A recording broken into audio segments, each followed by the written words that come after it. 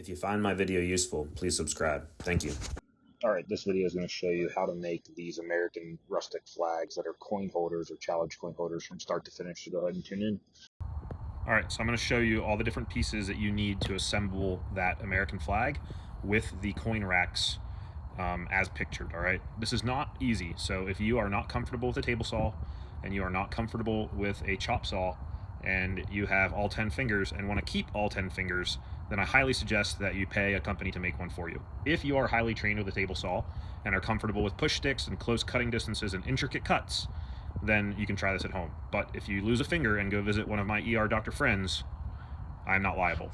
So what you are going to need to make this coin rack that has an American flag background, you are going to need a sheet of 1/2 inch sanded plywood, okay, that is exactly 19.5 inches wide by 36 inches long. All right, this is the base. And then what you're going to need is you're going to need 3 pieces of hobby wood from either Lowe's or Home Depot. This is poplar. You can do oak too. 3 pieces that are 36 inches long by 1.5 inches wide. All right. Then after that, you're going to need 3 pieces that are 36 inches long by 1.25 inches wide. So you have to rip a 1/4 inch off of these strips. Okay. After that, you're going to need 4 pieces that are 21.5 inches long and 1.5 inches wide, and then 3 pieces that are 21.5 inches long and 1.25 inches wide. So you'll have to rip a 1/4 inch off of these ones as well. Okay. And then to make the union or the flag star area, you're going to need 2 pieces that are 14.5 inches long by 6 inches. So these come this width, you won't have to rip them. So 14.5 inches long, 2 pieces, okay? And then comes the hard part, the area that the coins sit on, all right?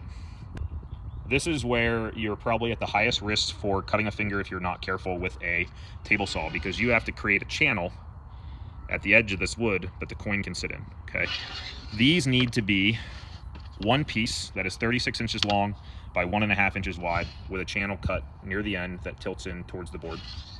Then you're going to need 2 that are 36 inches long by 1 inch wide with the channel at the edge as well.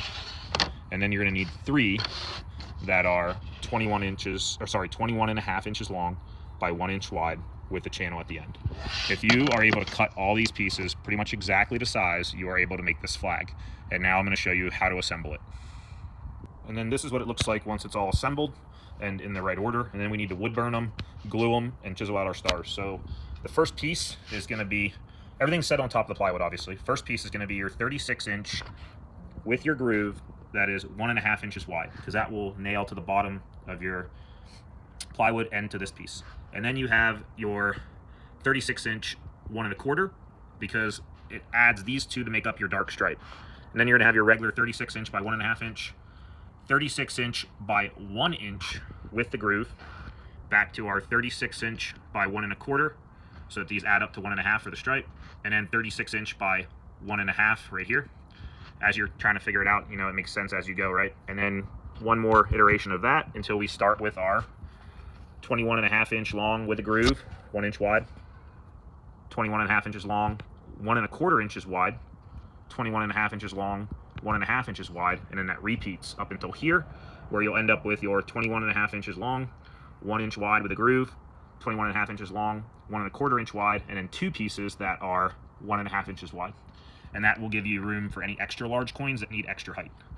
And then you have your unions that are the 6 inch wide, aka they come 5.5 inches wide from Lowe's or Home Depot, but you have to cut these to 14.5 inches.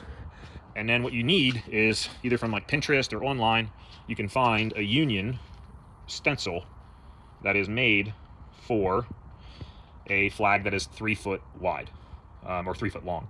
It'll come at the perfect size. And then you put that on there and we'll do our stars later. All right, hopefully this makes sense, and then I will start showing you how I wood burn it and assemble it. All right, so now we're going to talk about assembly and the wood burning process. So use a butane or a propane torch, just like this, and all of the pieces that are for the shelving or for the coin racks need to be burnt dark. All of the 1.25 inch wide, aka the narrow boards, need to be burnt dark. And then the two areas of the union need to be torched extremely dark. And then all of our normal size 1.5 inch wide pieces need to have a light burn because they're going to replicate the light stripes or the white stripes. You're going to need wire nails. If you have a nail gun, that's awesome. I don't, so I use 5/8 inch wire braid nails. They work out perfectly. Hammer and some wood glue. All right, let's get going. All right, so again, all the pieces that are 1.5 inch wide that are meant to be the light stripes get a light burn. All the pieces that are 1 1/4 inch wide get a dark burn, and then any of the ones that have a slot for coins also get a dark burn. And then your union gets a really dark burn. You'll see that I'm burning both sides of the union. That's because if you only burn one side, it will warp. So you actually have to burn both sides to get it to lay flat. If not, it'll be warped and it will not lay flat. The way I glue these down is I glue, and in addition to glue, I nail them down in about 3 spots. And then I sandwich the shelves that hold the coins in between each stripe with glue. So when this thing dries, it's fully glued and nailed. I use a square edge to line up my 21.5 inch long stripes. That way they have a clean edge and my union meets the edge fully.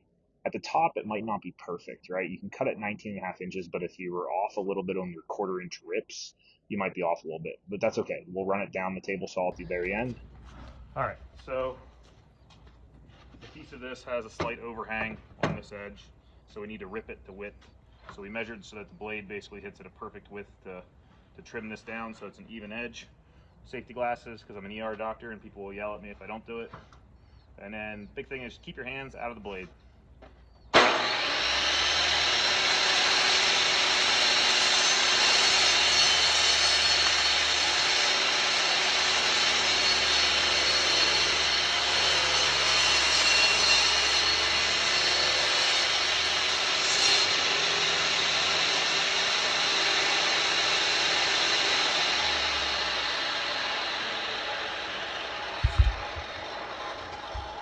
All right, last step is that we need to mount our bottom shelf. It goes to the bottom of this board entirely.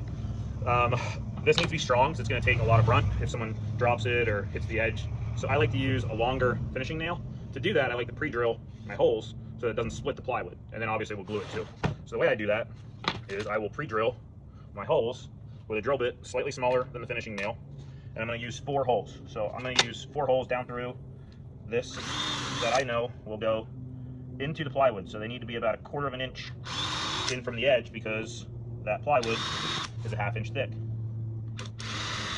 All right, so I have my holes, which means that now I can put my finishing nails into place. And what we'll do is we'll use those finishing nails to basically mark the plywood as where the holes need to be drilled into the plywood. So we'll stand this up on its edge, we'll put the shelf into the appropriate place, and we'll make sure we're holding it in the same place that we want it to be the whole time. And then we're going to tap those nails down a little bit. And what that's going to do is that's going to mark the plywood where we want the nails, and then we can lift it up. And now I see those 4 divots perfectly where I need to drill into the plywood. So now we'll drill down into the plywood about the length of that finishing nail. There's one. There's another one. Oh, there it is. There's the 4th divot. Now we can put our glue on the edge.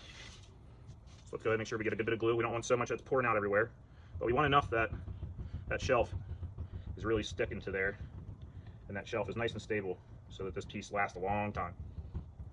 Okay. And then the nice part is that these should just line right up into those divots.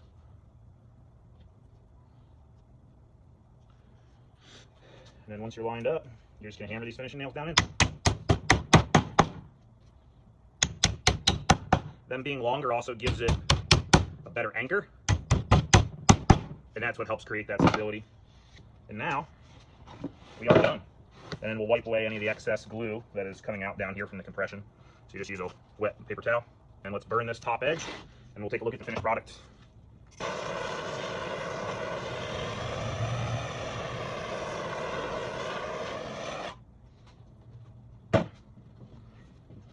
All right, and that's our finished product. It looks amazing. What we'll do next is let this all dry overnight. I'll paint the union stars here with black spray paint, and then we'll chisel them out one by one. That way they're 3-dimensional, rustic looking stars.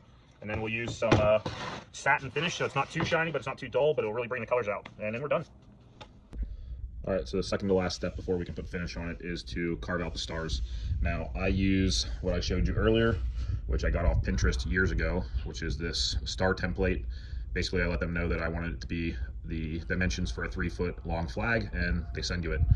And then the union that was measured at 14.5 inches, like we talked about, fits perfect for this. And then you paint the stars with spray paint, black.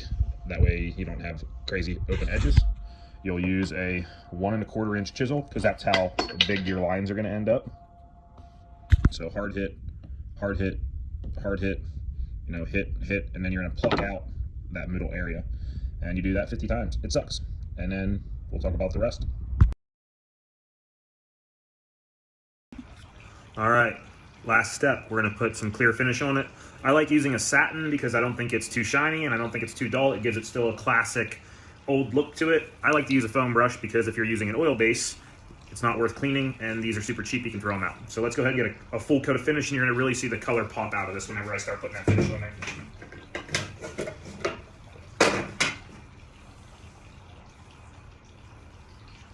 And it's just getting a nice clean coat of poly on all the surfaces. The hardest part is getting it in on the shelf and kind of into the coin rack itself.